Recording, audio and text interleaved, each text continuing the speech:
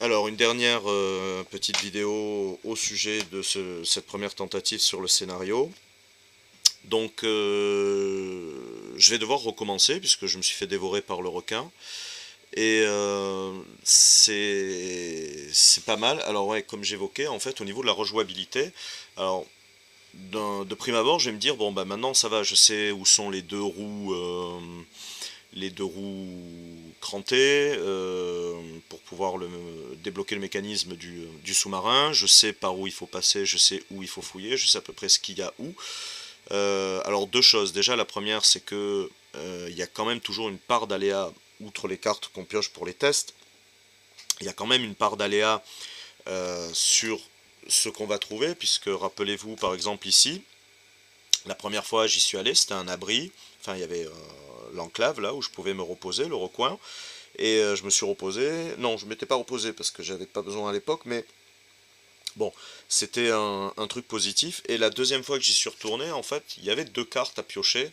Enfin, il y a la possibilité de piocher deux cartes qui ont le même numéro. La deuxième fois, en fait, je suis tombé sur l'autre et ça a été un malus. Donc, on ne sait pas trop ce qu'il y a. Bon, maintenant, je sais que je vais pas perdre des cartes, effectivement, inutilement, parce que bon, regardez, j'ai quand même une sacrée épaisseur de défausse.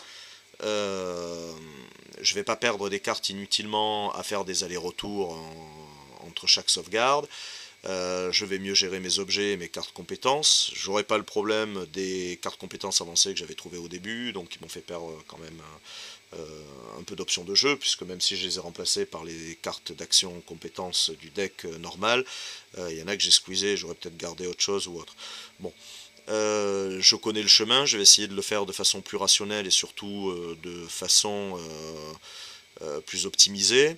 Je sais que ça sert à rien par exemple d'aller explorer maintenant ces bordures là puisque en fait c'est juste pour me dire bah, je peux me casser à la nage mais je vais pas aller bien loin. Donc je sais que je vais y arriver mais ce qu'on peut constater c'est que ben voilà je suis mort à ce niveau là en essayant de rejoindre la côte et en me faisant manger par un requin. Et, euh, et en fait, bon ben voilà, au maximum on est allé ici quoi, hein. Et le scénario, hop, il nous emmène quand même jusque là. On a fait l'étape 1 et on est arrivé à l'étape 2. On avait encore la 3, 4, 5, 6. Donc il y a encore de la marge, sachant que là je crois qu'on en est à la 10e vidéo, je crois que j'ai fait 9 vidéos sur cette partie, qui ont une moyenne d'environ 15-20 minutes.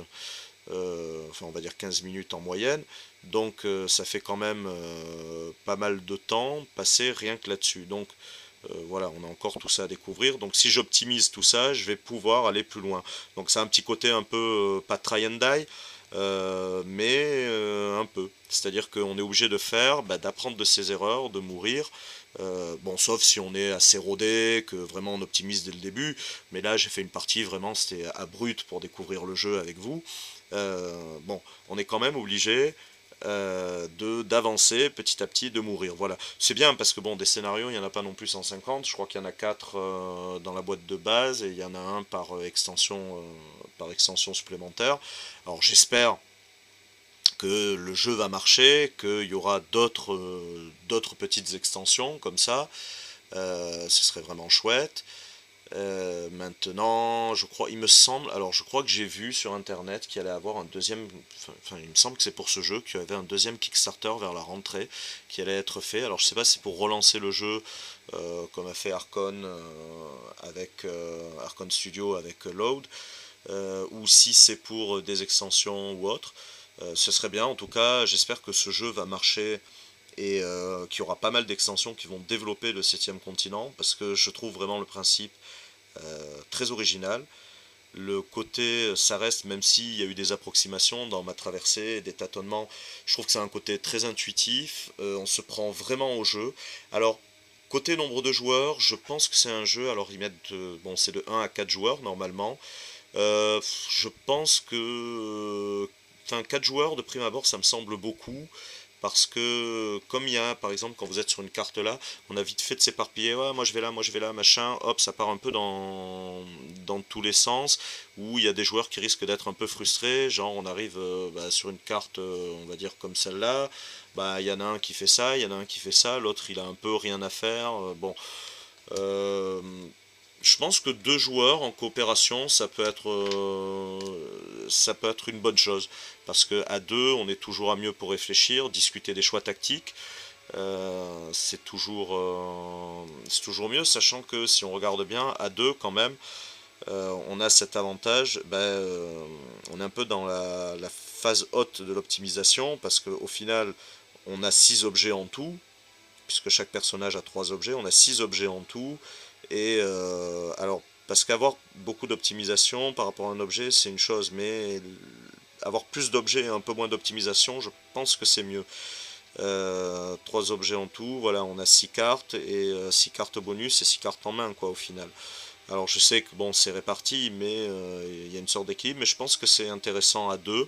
Ça me rappelle un peu comme Unlock, qui est un jeu d'escape room, dont je ferai peut-être une vidéo, mais alors là, si je fais une vidéo, c'est du spoil total, c'est-à-dire que si vous regardez la vidéo, vous ne pourrez pas jouer du tout au scénario du jeu.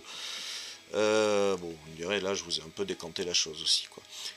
Mais bon, Unlock, c'est un truc qui a zéro rejouabilité. En revanche, vous avez une boîte de base, 3 scénarios. Une fois que vous avez fait les 3 scénarios, vous pouvez vendre votre boîte de base ou l'échanger à un copain parce que ça sert à rien. Vous ne pouvez pas les refaire en fait. Ça n'a pas d'intérêt. Bah, comme une escape room en vrai, quoi. Mais oui, donc je disais, c'est un peu comme Unlock, c'est un jeu, soi-disant, on peut jouer à 6 ou à 4, je sais plus, mais au final, ça part dans tous les sens. J'ai fait des parties à 2 et à 3, et franchement, 2 c'est le mieux, 3, il y en a un peu un qui se tourne les pouces, en fait, qui n'a pas l'occasion de faire les choses, parce que on reste quand même dans l'observation de cartes, et bon, 3 penchés sur une carte, c'est pas le top.